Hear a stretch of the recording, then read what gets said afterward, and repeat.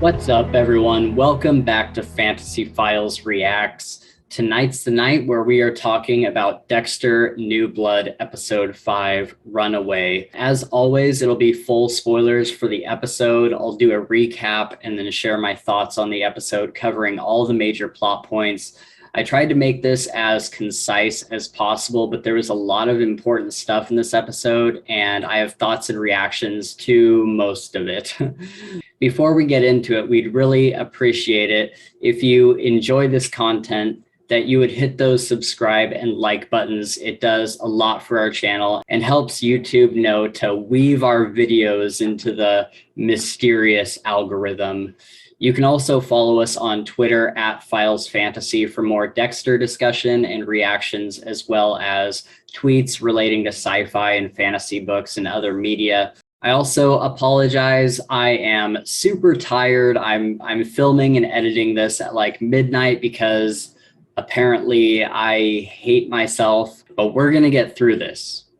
It'll be okay. I hope. Our episode opens up with Dexter staring at the razor switchblade, having flashbacks to Rita in the tub and Harrison on the floor. Deborah reminds Dexter that Harrison probably remembers all those things, just as Dexter remembers how his mom died. Dexter believes that he should tell Harrison who he is and teach him the code, but Deborah disagrees. We then see Kurt ushering the homeless girl, Chloe, into his vacant cabin basement room. He asks her to just pay it forward, and when he leaves, we see the door close and hear the lock click into place. At the police station, Logan comes in and tells Angela and Molly that the credit card reports have come back saying that Matt was indeed staying in a hotel in New York. Molly says she will expense the trip up to New York to check in on the hotel and for them to go to a criminal investigations conference. Harrison comes home at night to find Dexter holding the razor. When Dexter expresses concerns about what Harrison did, Harrison gets angry and leaves. Harrison's sitting on the front porch and the jocks show up to invite him to a party held in his honor, a party for all the people on Ethan's kill list. Dexter shows up at the bar to drink some Jameson, something a little stronger than his usual drink. Tess, the bartender, gives him the number for a Dr. Morris, a therapist she recommends Dexter take Harrison to. Kurt comes in ready to party, puts on a song called Runaway, and asks to dance with Tess. Tess tells Dexter this is something he does every 2 months, same song and everything. Could this be part of his killing ritual? Back at the party, a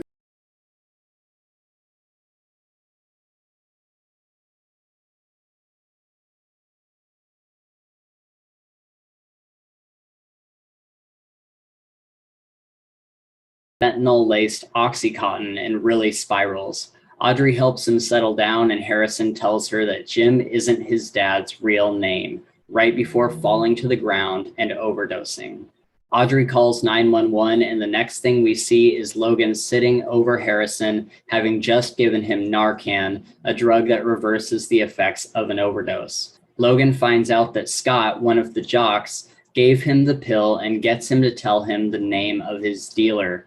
Dexter rushes to the hospital and talks to Logan, who tells him the drugs came from a guy named Miles, who operates out of a dive bar. He tries to give Dexter parenting advice, and Dexter flips out on him, driving a temporary wedge into their friendship. On the way out, Dexter gets berated by Ghost Deb, and Dexter tells Harrison that he will be going to therapy and that he is super grounded. We then see the homeless girl realizing she can't leave the cabin's basement. When she hears footsteps upstairs, she notices the camera that says, "You're already dead." Molly and Angela go to the hotel to find out about Matt Caldwell after being told that he checked out the previous night. Angela uses her pull as a police officer to get them to pull the security footage. When she eventually gets it back, the man seen checking out is not Matt Caldwell. As they leave, Angela asks, "Why would Kurt lie?" Next morning, Dexter has an awkward interaction with his son, reminding him about the therapist, and then Dexter leaves to pick up his signature horse tranquilizer and track down the drug dealer. He tricks the dealer at the bar into selling him the drugs, and when the guy is reaching into the trunk of his car, Dexter hits him with the needle. However, Logan shows up with some cops, and Dexter has to abort his mission and beat the crap out of the guy, making it look like he just tracked Miles down to get some cowboy justice. Logan tells Dexter to follow him back to the station to fill out a report on what just happened. Next, we see Angela and Molly heading into the investigators conference where Angel Batista from Miami Metro gets on stage to talk about the Bay Harbor butcher and how there was one common thread between all the victims, and that when many victims in the same area have a linking thread, it may be that one person is responsible for all the disappearances. At the police station, Logan is interrogating Miles, who keeps asking for a lawyer. Logan goes super deadly on him, and Miles gives up the name of his supplier, a guy who presses pills out of his house named Jasper. Dexter listens in on this conversation, and on his way out, he gives the receptionist a hug, sneaking a peek at Jasper's address written down behind her on the desk. Back at the cabin, Chloe has hidden a jagged piece of glass under her pillow and strips down in front of the camera to try to get Kurt to come down. He becomes furious, saying that's not what this is about, and unlocks the door, trying to prompt her to leave. She antagonizes him into coming down and swipes him across the cheek with the piece of glass. He hauls her up the driveway and tells her to run. Instead, she charges at him and he shoots her in the head. He freaks out and says, "This is not the way it's supposed to happen, and you ruined everything," and more or less just completely loses it. He shoots her again in the heart, probably to make it fit his ritual. Dexter sits outside the drug supplier's house, and Deb tells him, "This isn't about the code or feeding your urges. This is vengeance." And Dexter just says, "Yep," and goes inside. In the bathroom, Dexter puts on his signature gloves and skulks about, telling himself to remember the code. He sneaks up behind Jasper and hits him with the tranquilizer.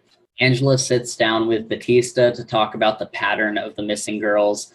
He tells her about a woman who always used to follow her gut, Deborah Morgan. He tells her she died in a tragic way along with her brother, who had a son, but he can't seem to remember the name.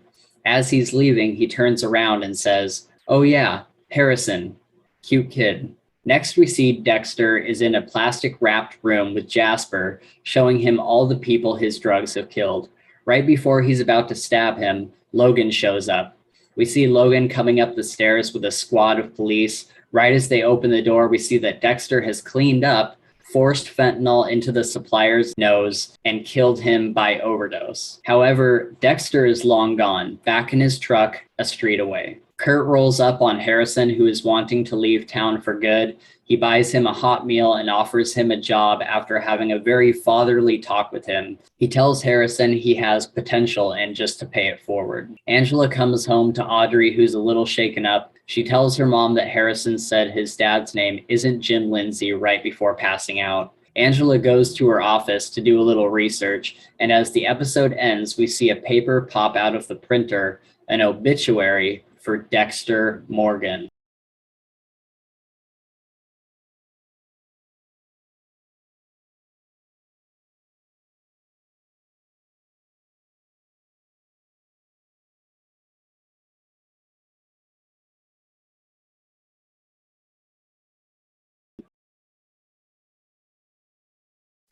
All right, let's get into this so I can go to bed. This was hands down my favorite episode so far. I wouldn't be surprised if it was everybody's favorite episode so far. We get Dexter killing again. We get Harrison doing drugs and acting super strange. We get Angel Batista, and we get Dexter getting found out by Angela. What is not to love? Something real quick I thought was kind of interesting was Dexter mentions to Deb that the way he lives is really lonely, which is a sentiment we rarely see from him. It's really interesting to see him kind of grown up in many ways, even though he was an older adult in the previous seasons, in many ways, he has matured a lot, and he's starting to notice these things about himself. And so it really makes sense for him to be a little excited that Harrison has a dark passenger of some sort, because then he can share his life in that way with his son. I think that Dexter kind of misunderstands Harrison, and I'm a little in the camp of, I think if Dexter would just sit down with him and tell him everything that's going on instead of being super vague about it, because Harrison thinks that he's like about to get in trouble, which is why he reacts the way he does at the beginning of the episode. And I think that if Dexter would just be like, look, here's my story, and this is what's going on with you, then I think that it would do a lot for kind of explaining that situation and their relationship. However, it does leave the door open for Harrison to really spill the beans about Dexter. I mean, we kind of see that happen a little bit in this episode anyway, but, Harrison tells Audrey that Jim is not his dad's real name. And so, who's to say like what this kid would do if he had all the info. And for the love of God, why does Dexter keep letting him out of the house? Like he just lets him go all the time. I thought it was super funny at the end of that scene when Dexter angrily swipes at the pillow with the razor, and then like looks down at the stuffing, and he's just like resigned to flipping it over to hide all the stuffing falling out. Do you guys think that Harrison was set up in any way at the party? There was some really weird stuff, like obviously with the pills. Like I wonder if Scott was trying to get Harrison like really messed up or do something like a little more sinister to him. But then there was also like this girl asking to have him like cut an H into her foot. It was just a really weird scene. And so I'm wondering if you guys think that Harrison, if anybody is trying to set Harrison up in any way. So something interesting for Kurt, we see him come into this bar and play the same song every time, always asking to dance with Tess at like exactly the same time. And then relatively shortly after, he kills the girl in his cabin. I'm kind of wondering if this is part of his ritual as a serial killer, and if Dexter might be able to catch on to him this way. He also has like this really specific scenario, a specific way that he wants to kill these girls. We see him absolutely lose his shit when it doesn't go down how it usually goes, which just made me spiral into questions of why this is and how it could all possibly connect. I really like the way they're keeping us guessing with this guy. Of course, we're going to find out something about his past that makes him crave this certain situation, but I really don't know what it could possibly be. I also find it odd just how upset he gets when things don't go according to his plan. Like he completely loses it. And also, why didn't she stand behind the door or something when he was coming down the stairs? Like she could have stood behind the door, and then as he comes in, just like put that thing right in his neck. But she's just like sitting on the bed, just like waiting for him. Obviously, like she had to die. There's no way they were going to kill the main villain this early in the show. But yeah, I was just like, just think a little bit. I really can't believe Harrison told Audrey about his dad's name being fake. I knew there was going to be something. He was going to screw this up in some way with all his lies and all these things he's juggling, because teenagers suck at lying. And especially once he started drinking and taking drugs, I pretty much knew it was game over. By the way, if I can just get serious for a minute, a quick public service announcement. The thing that happens in this episode with the fentanyl is a very real thing. I myself am several years clean from opiate use, luckily, but something that has happened in just the past couple of years is a huge influx of fentanyl into the heroin market, as well as other opioids and even cocaine. Dealers are cutting fentanyl into their drugs for added effect for a cheaper cost, but often it's not distributed properly into the mix, and a dose of concentrated fentanyl the size of a grain of sand can kill you outright. I've had multiple friends die this year from opiates and cocaine having fentanyl mixed in, and it's really, really dangerous out there right now, more so than it's ever been. If you know somebody struggling with drug use, right now is a really good time to help them seek treatment. And if anybody needs any advice on this subject, seriously, please reach out to me. I would be happy to help. Okay, back to the fun stuff. I love this scene with Molly and Angela getting the footage. I think it reminds me so much of the kind of stuff Deb would do with slightly less cuss words. And speaking of that, it was kind of interesting. I think Angel Batista made a reference to how Angela is like Deb. Like, he calls her like confident and bossy, and says that, like, doesn't he say that she like reminds him of Deborah Morgan? Or no, he said Deborah Morgan used to follow her gut in the same way that Angela does. And so I thought that was kind of interesting. I had a little bit of a feeling that they were supposed to be like very similar characters in this season. It's kind of cool to have that at least a little confirmed. I loved when Dexter picks up this horse tranquilizer. With it being such a small town where everybody trusts each other, he's just able to walk in and makes up a story about his goat having a hurt leg and picks up all the tranquilizer and syringes he needs. And he grabbed like 2 boxes of syringes. Like, geez. It was super funny how, as he was walking up, he's like, dog's barking at me, still got it. And I know I've mentioned this before, but this whole scene really reminds me of a drug addict relapsing and getting back into the swing of using again, which is interesting as a lot of this episode deals with drug use. I really like the reversal with Dexter hitting the dealer with the needle, but then the cops show up and Dexter has to make it look like he just came to beat the crap out of the guy.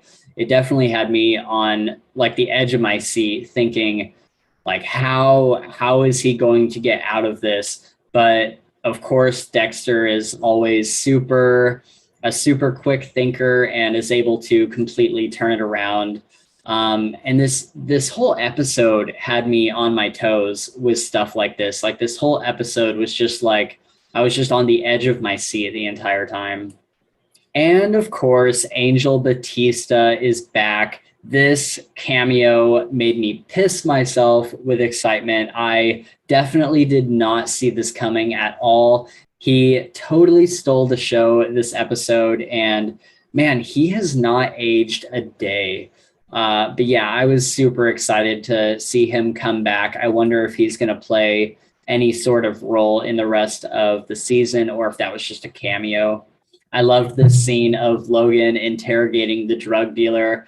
It was super intense. Logan's like, I'm a vengeful dude, Miles. And Dexter thinks, damn, Logan, even I feel intimidated, which got a good laugh out of me. I kind of think Logan is going to end up being a pretty big thorn in Dexter's side. I think he's going to be, I kind of wonder if he's going to be like a Dokes, like from, what was that, season 1 or 2? I think somehow he is going to catch on to Dexter. Somehow he's going to pick up something that doesn't feel right. I think he's going to be a pretty big obstacle to Dexter. He's obviously not someone to mess with and looks like he can be pretty violent when he needs to be. In the same vein, I'm wondering if Angela is maybe not going to cut Dexter any slack when she really finds out what's going on with him. And maybe other people feel differently, but I don't feel like we've gotten a lot of them being super close with each other or super like romantic or anything besides like saying I love you on the phone. We just haven't gotten a lot of time with, seeing what kind of connection they have and how like devoted they are to each other. And I just wonder if they have the type of connection that is required to understand what Dexter does, like when Deb finds out. I'm kind of wondering if she's going to end up like completely shutting Dexter down, if she's going to be the one who either kills him or puts him behind bars. I also wonder he's got to have some sort of plan for if people figure out who he is. He plans for so much that this has to be something that he's considered. He has to have some sort of backup plan, I would think. I love the exchange between Deb and Dexter where she says, "This isn't about the code or feeding your urges. This is about vengeance." And Dexter is just like, "Yep." And then he goes inside. I think there's only been a couple other times that we've seen Dexter kill like this, where it's, he's killing because he does not like this person, or, like the guy who is Rita's ex-husband, and he was like treating her really, really badly and stuff. And that was kind of like a vengeance kill. But yeah, we don't see this type of kill very often. And now that somebody has inadvertently hurt his son, he's on a bit of a war path. And so we really see how kind of devoted to Harrison he is and how protective he is, which was pretty cool, honestly. I love when Batista is trying to flirt with Angela and she's like, "I have a boyfriend," and he says, can he handle you? And she's like, "He chops his own wood." And Batista's like, "Right, that's cool." And like the way he said it was so funny. It was just like completely like shut down. And he even says like, I wouldn't want to get on the wrong side of your boyfriend's axe or whatever. I didn't realize how much I missed Batista, and I wonder if we're going to get any other cameos, because I didn't even think that Batista would be in this at all. And so I wonder how many other people we're going to see, if any. Dexter kills again in this episode, and it was a pretty fitting end for this guy, making him overdose on his own drug that has ruined so many people's lives. I don't think this one will be able to be traced back to Dexter, but who knows? This was another scene where I was really on the edge of my seat as the police were like coming up the stairs, and I knew that Dexter was going to like abort the kill, but I had no idea how he was going to get out of there. And of course, we don't really see how he gets out of there, but it was a really cool way to turn it around, I think. I kind of wonder if Kurt is going to have somewhat of a father-son relationship with Harrison. And I'm super interested to see if Harrison starts spending more time with him, and if Kurt is the one who ends up teaching him more about his dark passenger than Dexter does.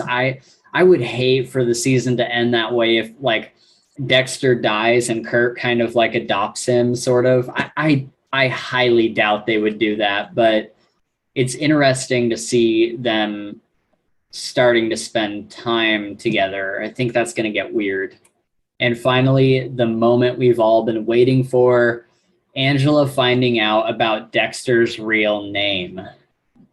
This is where things are going to start unraveling.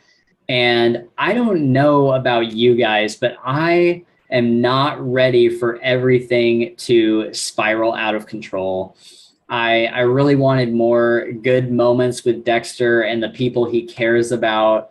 It goes back to, we haven't seen him spend a lot of time with Angela. We haven't seen him spend a lot of good time with Harrison. This is going to mess everything up for Dexter, and I really have no idea, again, how he's going to get out of it or if he will at all. I'm really interested to see what happens with him and Harrison. I really, really want them to be okay, but I think we have some nasty fallout coming our way from this. All in all, like I said, this was my favorite episode so far. And this show is just keeping me super excited. Every episode ramps things up further and further.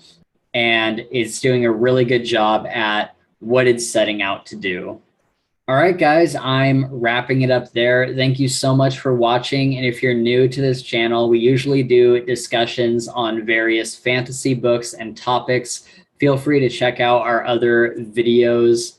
And if you like our content, we'd of course appreciate it if you would hit those like and subscribe buttons down below. It really does help out our channel.